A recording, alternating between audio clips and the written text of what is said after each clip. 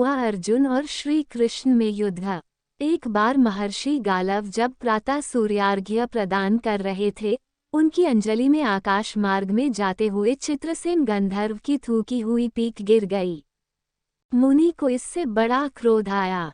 वे उसे शाप देना ही चाहते थे कि उन्हें अपने तपोनाश का ध्यान आ गया और वे रुक गए। उन्होंने जाकर भगवान श्री कृष्ण से फरियाद की। श्याम सुंदर तो ब्रह्मण्य देव ठहरे ही, झट प्रतिज्ञा कर ली 24 घंटे के भीतर चित्रसेन का वध कर देने की। ऋषि को पूर्ण संतुष्ट करने के लिए उन्होंने माता देवकी तथा महर्षि के चरणों की शपथ ले ली। गालव जी अभी लौटे ही थे कि देवर्षि नारद बिना झनकारते पहुंच गए। भगवान ने उनका स्वागत आतिथ्य किया। शांत होने पर नारद जी ने कहा, प्रभो, आप तो परमानंद कंद कहे जाते हैं, आपके दर्शन से लोग विषादमुक्त हो जाते हैं, पर पता नहीं क्यों आज आपके मुख कमल पर विषाद की रेखा दिख रही है। इस पर श्याम सुंदर ने गालव जी के सारे प्रसंग को सुनाकर अपनी प्रतिज्ञा सुनाई। अब नारद जी को कैसा चैन आनंद आ गया। झटपट चले और पहुँचे चित्रसेन के पास। चित्रसेन भी उनके चरणों में गिर अपनी कुंडली आदि लाकर ग्रह दशा पूछने लगे। नारद जी ने कहा, अरे तुम अब ये सब क्या पूछ रहे हो? तुम्हारा अंतकाल निकट आ पहुँचा है। अपना कल्याण चाहते हो तो बस कुछ दान पुण्य कर लो। 24 घंटों में श्री कृष्ण ने तुम्हें मार डालने की प्रतिज्ञा कर ली है। अब तो बेचारा गंधर्व घबराया। वह इधर उधर दौड़ने लगा। वह ब्रह्मधाम, शिवपुरी, इंद्र, यम, वरुण सभी के लोकों में दौड़ता फिरा, पर किसी ने उसे अपने यहाँ ठहरने तक नहीं दिया। श्री कृष्ण से शत्रुता कौन उधार ले? अब बेचारा गंधर्वराज अपनी रोती पीटती स्त्रियों के साथ नारद जी की ही शरण में आया। नारद जी दयालु तो ठहरे ही, बोले, अच्छा यमुना तट पर चलो। वहां जाकर एक स्थान को दिखाकर कहा, आज आधी रात को यहाँ एक स्त्री आएगी। उस समय तुम ऊंचे स्वर में विलाप करते रहना, वह स्त्री तुम्हें बचा लेगी। पर ध्यान रखना, जब तक वह तुम्हारे कष्ट दूर कर देने की प्रतिज्ञा न कर ले, तब तक तुम अपने कष्ट का कारण भूलकर भी मत बताना। नारद जी भी विचित्र ठहरे। एक ओर तो चित्रसेन को यह समझाया, दूसरी ओर पहुंच गए अर्जुन के महल में सुभद्रा के पास।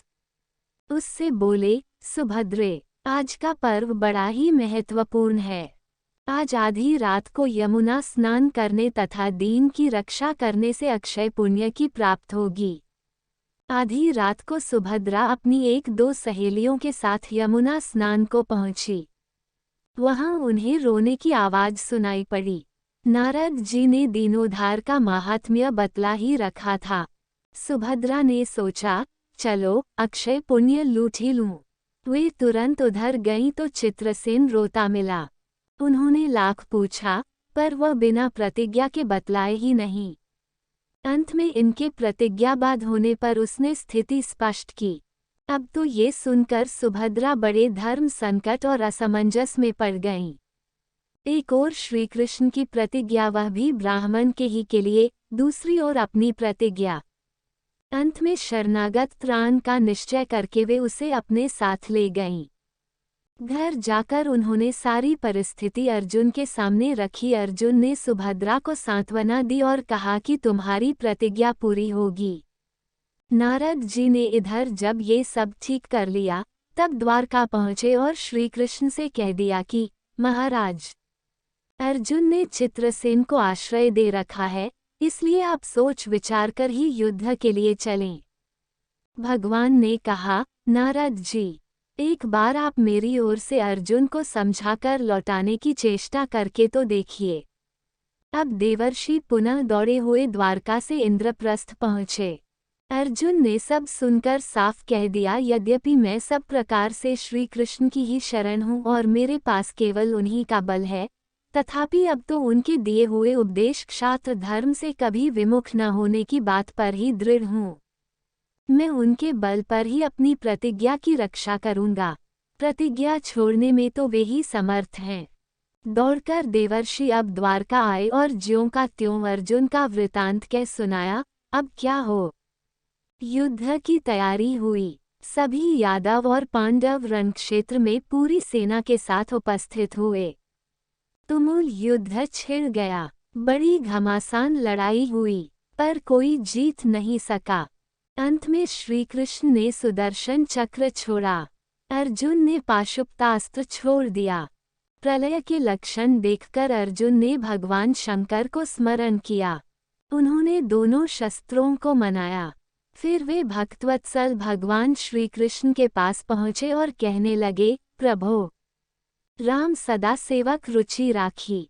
वेद पुराण लोक सब राखी। भक्तों की बात के आगे अपनी प्रतिज्ञा को भूल जाना तो आपका सहज स्वभाव है। इसकी तो असंख्य आवृत्तियां हुई होंगी। अब तो इस लीला को यहीं समाप्त कीजिए। बाण समाप्त हो गए। प्रभु युद्ध से विरत हो गए। अर्जुन को गले लगाकर उन्होंने युद्धश्रम से मुक्त किया, चित्रसेन को अभय किया। सब लोग धन्य धन्य कह उठे, पर गालव को ये बात अच्छी नहीं लगी। उन्होंने कहा, ये तो अच्छा मजाक रहा। स्वच्छ हृदय के ऋषि बोल उठे, लो मैं अपनी शक्ति प्रकट करता हूँ। मैं कृष्ण, अर्जुन, सुभद्रा समेत चित्रसेन को जला डालता हूँ। पर बेचारे साधु ने ज्यों ही जल हाथ में लिया, सुभद्रा बोल उठी, मैं यदि कृष्ण की भक्त हूँ और अर्जुन के प्रति मेरा प्रतिवृत्य पूर्ण हो तो ये जल ऋषि के हाथ से पृथ्वी पर न गिरे। ऐसा ही हुआ। गालव बड़े लज्जित हुए। उन्होंने प्रभु को नमस्कार किया और वे अपने स्थान पर लौट गए। तदनंतर सबहो अपने अपने स्थान को पधारे।